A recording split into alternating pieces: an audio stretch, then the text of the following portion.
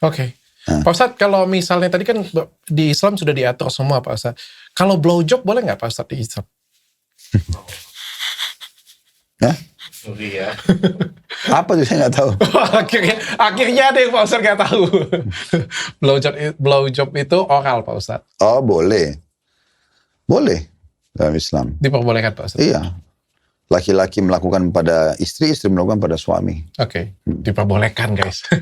Oke, kita masuk di Ya, bahasan puasa, karena- di berat di puasa ini. Karena memang yang dilarang dalam hadis itu kan dok, cuma dua. Meletakkan kemaluan pada saat haid atau nifas, atau memasukkan kemaluan di dalam dubur. Itu aja. Oh, Selain itu boleh.